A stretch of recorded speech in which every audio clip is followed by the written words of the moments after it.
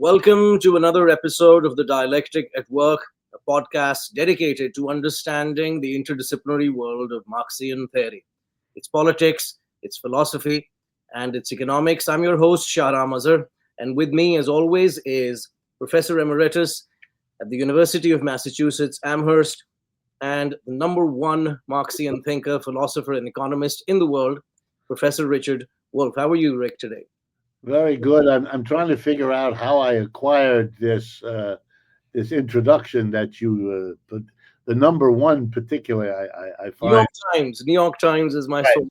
But here's the problem: if you're the number one Marxist, and the place that made you that is the New York Times, you have faced a very difficult problem because the awarder of the prize has no idea what this is about, and therefore is giving you a prize for whatever arcane reasons are floating around in their mind, but not based on any familiarity with.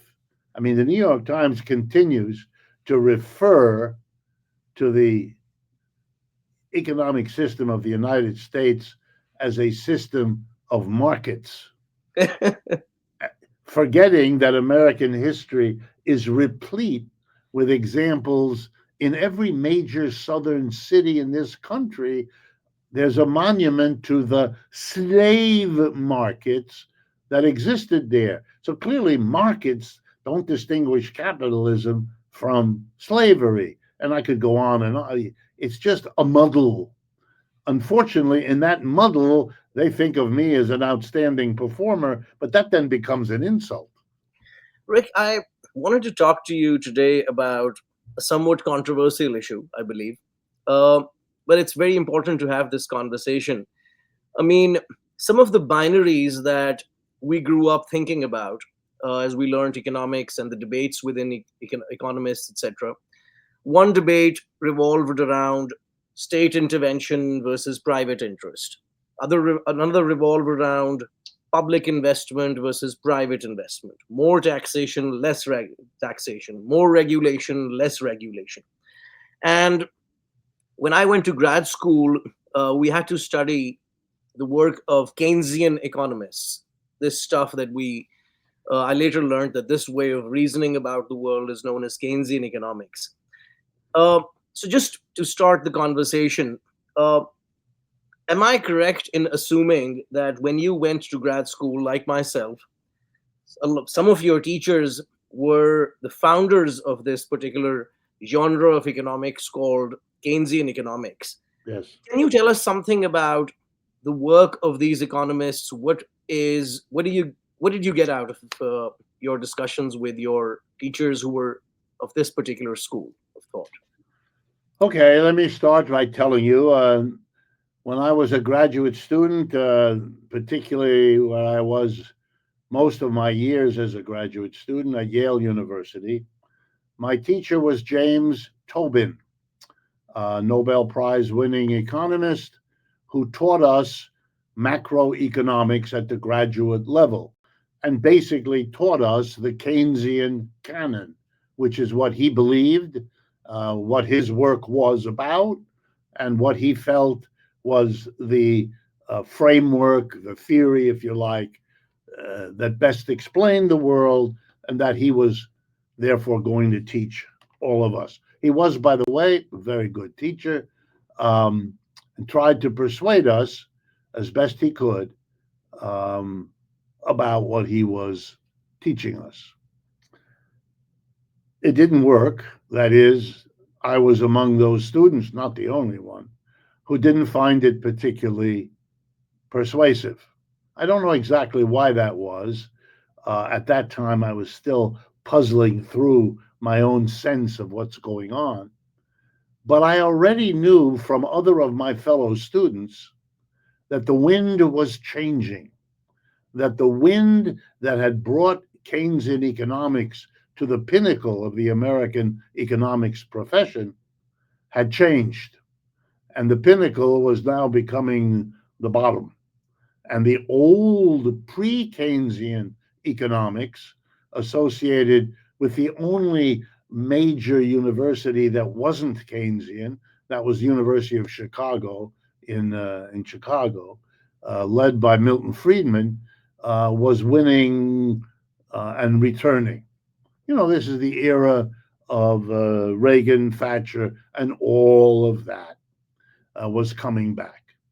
So maybe a good place to start is to start with what Keynes was about and why he became so important in the education, and then, of course, why he had to be thrust aside. By the way, the current inheritor of the role, I think, played by Mr. Tobin, among others, uh, would be Paul Krugman, people like that. All right. Keynes is important because he begins as what we would call a neoclassical economist, very much interested in all that the neoclassical school had evolved into between 1870 and the Great Depression, 1929. So a period of 60 years, which is a long time. And in that time, he became very well known. He was the son of another economist, Keynes. He became a professor at Cambridge, which was the premier institution, along with Oxford in Great Britain, and therefore, in a sense, the leader of the science of economics, whose great founders were people like Smith, Ricardo, Marshall, John Stuart Mill, quite a collection in terms of this discipline of economics in which the English stood out at that time as the leading school. So there he is in the middle, and what happens? The bottom falls out of capitalism. 1929 ushers in the worst crisis of capitalism in its several century history. By now, the system is global and it collapses everywhere in Europe, in the United States, wherever the capitalist system, concentrated still in those parts of the world, had its impact, which is virtually everywhere. And it didn't go away. And it wasn't short and shallow, it was long and deep. It took the entire 1930s, a decade lost to a depression. Unemployment rate in the United States, 25% at its peak, official, 1933. It meant that every working class family had at least one member out of work. And in many countries, including the United States, these out of work people got little or no support because you hadn't developed welfare systems very far or unemployment compensation very far, if at all. Tremendous suffering and the display of governments unable or unwilling to get out of the depression or doing it in a way that horrified the rest of the world. And by that I mean Germany, Japan, and Italy, and Spain. Okay, what happened to Mr. Keynes? Sitting in the comparative comfort of Cambridge University, surrounded by the Bloomsbury group of nonconformist intellectual rebels, Mr. Keynes did a remarkable thing. He turned against his own school of thought, neoclassical economics. He wrote explicitly that it was inadequate, that it had failed to anticipate the Great Depression, which is what the 1930s came to be called. It had been proven inadequate to prevent the crash. It had proven inadequate to short live the crash. It had proven inadequate to figure out how to get out of the crash as the 1930s lingered on and the various efforts of governments proved too little or too late or both. Mr. Keynes produced his most famous work, The General Theory, 1936. And in it, he argued that capitalism as a system was in danger of destroying itself. Wow. How is it doing that? Well, not by an external problem, not by some evil other, certainly not by Marxism, which Mr. Keynes never took seriously. It was destroying itself by itself from within. That left to its own devices, the capitalism that he and the fellow members of his profession had been celebrating since the neoclassical revolution began in the 1870s had now destroyed itself. And that the only solution to save it from being overthrown by a bitter, angry, unemployed mass, that which Mr. Keynes could see around him in England every day, if he only looked, would be for the government to intervene. And basically, that's his achievement. He showed how an insufficiency of effective demand, a decision by capitalists looking at the economy to withhold portions of their profits from being reinvested in the business, could bring the whole system to a crashing halt. Anything, high interest rates, gloomy predictions, anything that disturbed the animal spirits, his term, that govern capitalists and might lead them to hold back on investment would interrupt the functioning of the economy. One thing would lead to another, and like a snowball cascading down the side of a hill, it would gather more and more dysfunction until we had a crash. And what could prevent it was the government. It should step in and take whatever measures are necessary to prevent businesses from not investing their profits. And if it happened anyway, these are the steps to take to make that short and shallow, that interruption, not long and deep. Everything about the project is to save capitalism from itself. This is not a treatise against socialism. For Mr. Keynes, socialism is irrelevant except as a vague part of the danger if capitalism were not to succeed. He loved capitalism, made no bones about it. He was critical of those who want a kind of pure non governmental capitalism, a private capitalism, the fantasy of libertarians, that he thought was ridiculous. These people, if allowed to have their way, would guarantee the system self destructed.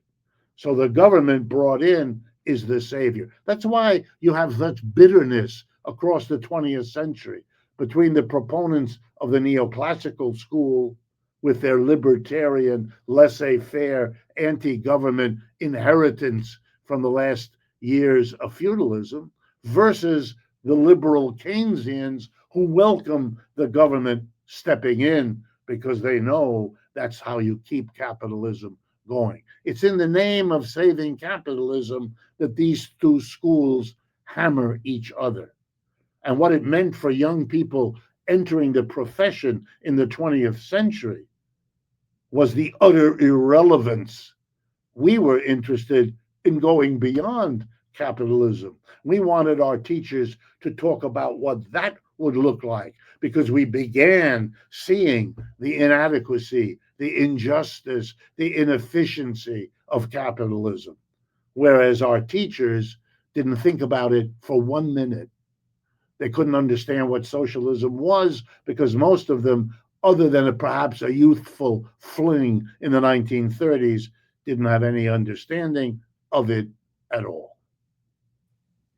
Wow. Since you and Professor Steve Resnick one of the last books I believe that you two wrote together is called Contending Economic Theories. And I believe it was published by Johns Hopkins University. And I think it's the only book in the market, to my knowledge at least, that does this kind of a comparative analysis of Marxian, neoclassical, and Keynesian theory. I'm assuming that when the two of you were developing your ideas together, you had a lot of debates with post Keynesian uh, economists and friends in your department or in other departments, who often point out that this period in economic history between 1940 to 70, uh, after Franklin D. Roosevelt's reforms, etc., is the golden age of capitalism, and we should somehow return to that glorious past and follow the policies, the Keynesian policies from that era, and we would return to that kind of a glorious past. How did you and Steve, both in terms of writing this particular book and in the debates that you were kind of having with your colleagues who were post Keynesians, etc., how did you respond to that idea that, well, there is some evidence to suggest that the American working class was doing reasonably well in those 3 decades? So, how would Marxian economists respond to that post Keynesian idea? Well, I think our answer then and our answer now would be pretty close together. We were persuaded that capitalism was an unacceptable way of organizing. In other words, an economy. We had the same feeling about slavery.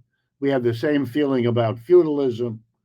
And we were, like Marx himself, terribly disappointed when it turned out that the capitalism that wanted so badly to distinguish itself from its predecessors in feudalism and slavery, promising to free everybody, to liberate everybody, carrying out its revolutions in France under the slogan liberty, equality, fraternity, and its American adding democracy, that it didn't achieve any of those things.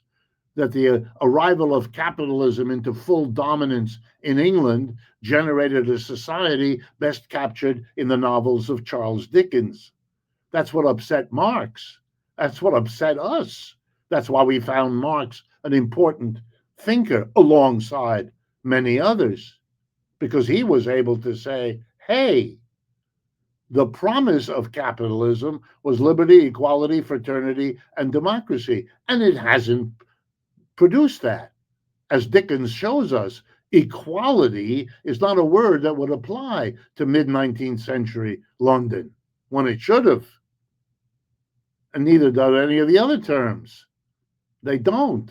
And Marx's project was then to show us that the problem here is that capitalism is not the generator, it is not the midwife of liberty, equality, fraternity, and democracy. It's the obstacle. It has to be overcome to get those virtues installed in human society.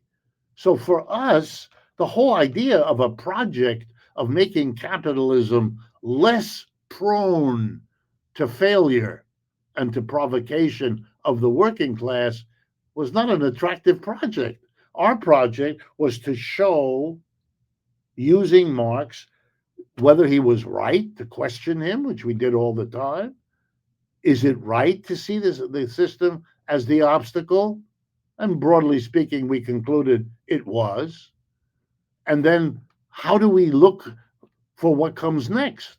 Where Marx is almost useless because he didn't devote himself to that. He devoted himself to showing how the system is its own worst enemy and why it will self destruct as it is doing. And we felt all that. And so we studied transitions from feudalism to capitalism, from capitalism to socialism, such as it was, Russia, China, to try to get out of that what it is and what isn't worthwhile, useful in understanding that. So the project was altogether different. And we didn't find it at all attractive. Now, let me be clear. Many critics of Marxism had struggled with the neoclassical school. The neoclassical school is what emerges in Europe around 1870, French, English, and German speaking, all at the same time. It was a response to the power of Marxism, which had in the previous several decades become a very important political, intellectual movement, and in Germany, the Socialist Party, based on Marx's work, including his own family as leaders in it. So, in reaction to where modern economics was being taken by the Marxists, you had a revolt of those who didn't want socialism, and they produced neoclassical economics. Okay, if you were a Marxist at that time, you were considered weird, strange, evil, all of that. Once the Soviet Union had its revolt in the name of Marx, well, then, in addition to being irrelevant, weird, and strange, you were dangerous because you were affiliated with an evil foreign power. And that continued through the Cold War and so on. Why am I telling you this? Because many young Americans, attracted by the critique of capitalism, found it too difficult for them personally, in their families, for their careers in the American economics establishment, to make that explicit. Keynesian economics was a halfway point for them. It allowed you to say, well, wait a minute, even establishment economists are critical of capitalism, like Keynes himself. And so, we would go a little further. We would want the government not just to intervene to offset inadequate effective demand, but should do so by, say, equalizing income distribution a bit as a way to do it. So we're the left wing of the Keynesian. Being the left wing of the Keynesian school was a way to salvage your. I'm not saying it was done in a mean spirited way. Sometimes it was, but other times this is how people found a place for themselves. And the economic establishment of the United States in economics could be and usually was very unkind to any dissenters. Academics in America are very poor at accepting diversity long before DEI ever showed up. This is not strong. And one of the reasons we were able to do it, Steve and I, were because we had the protection of our elite educations. He went to the University of Pennsylvania, an Ivy League school, and then to MIT, which was the preeminent economics department in the country. I went to Harvard, Stanford, and Yale. So we had the protective coloration that meant most of the people in the economics profession didn't like what we had to say, didn't read it, didn't care about it, but they were very careful not to attack because they were afraid. They were intimidated by the pedigree. Very common, by the way. Had nothing to do with us, had to do with the structure of education. So we were never much taken with that. Here's the way we used to put it to our students. Everything in Keynesian economics is all about jobs. Look at the government. Every week it gives you the job statistic. The Bureau of Labor Statistics tells you X% of our people were unemployed, and there's a waxing of concern. The liberals concerned that there are so many people unemployed. The other side concerned. Blah, blah, blah. We used to say, this got nothing to do with us. If the system is fully employed, it means it's maximal exploitation. This is not what we're about. This is not a goal for us. Well, I mean, we're not interested in having people unemployed, but this is silly what you do. This is not, you know, they're 5% or 10% unemployed, but there's the 89 or 90% who are exploited. If you want a simple story, we're more interested in the exploited than we are in the other. We're interested in the unemployed, but as the extreme. It's like Marx with the difference between the proletariat and the lumpen proletariat. Yes, of course, you have empathy and sympathy. They are the worst treated of the working class, but you still focus on the working class, which is the mass of the people. Keynesianism doesn't accept the proposition of exploitation. It doesn't exist. In the Keynesian canon, no one does that. And we had a colleague, he's passed on since, named James Crotty. And he was the kind of guy who started out as a critic, friendly to Marxism, which I think he was pretty much his whole life. But he wasn't one. He was a left wing Keynesian. That's what he did. And even in their own framework, the Keynesians were afraid to take it as far as it ought to be taken. The few that were, and by that I mean the following: one of Keynes's central propositions, brilliant in its way, was to argue that neoclassical economics acted as if it was certain about what was going to happen in the future. There is no such certainty. We live in a world of radical uncertainty, and Keynes tried to work that in. And other people since Keynes have done very good work, including, by the way, a member of the faculty at the University of Massachusetts named Douglas Vickers, in taking this radical uncertainty several steps. That part we were interested in because that gets close to the difference between a determinism and an over-determinism. And that's where Vickers and us, and certainly Crotty couldn't even go there. I mean, that was, as it is for many of them, that's too indeterminate. You can't write an equation, investment is a function of these three variables. You can't do that because investment is overdetermined by a list of variables that's infinite in length. And as you know, math can't handle that. That's why we have the little 8 on its side to indicate infinity, because you can't do much with that. Very limited concept. Anyway, that's why we were not ever Keynesian. And also, in the crudest way possible, we weren't interested in saving capitalism. We were interested in doing better than capitalism. That was our role and our goal. And the idea of the economics department at the University of Massachusetts, when it was put together in 1973, which is when that happened, was to create a department in which there would be dialogue, balance between those who wanted to improve and fix and streamline capitalism, place for them, for sure, and who wanted to teach neoclassical economics, fine, Keynesian economics, fine, but that there would be a place also for those who thought we could and should do better, and to teach an analysis of this system which is looking at that as its goal. That was the idea. And for many of the early years, that was observed. And then it wasn't.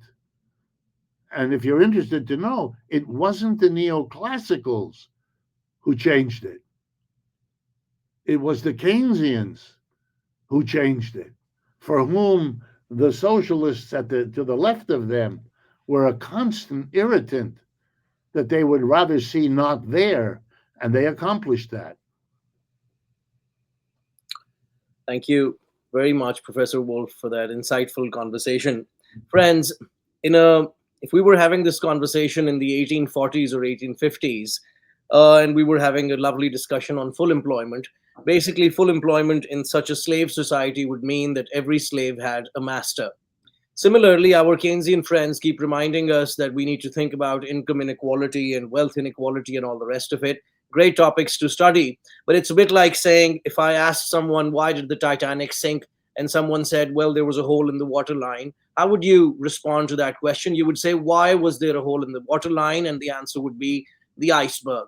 Professor Steve Resnick and Rick Wolff's book, Contending Economic Theories, demonstrates that the problem lies in how we organize work, how we organize the surplus. Income inequality, disease, poverty, falling demand, etc., is the symptom. All right, guys, I hope you got something out of it. I'll see you all in the next episode. Take care.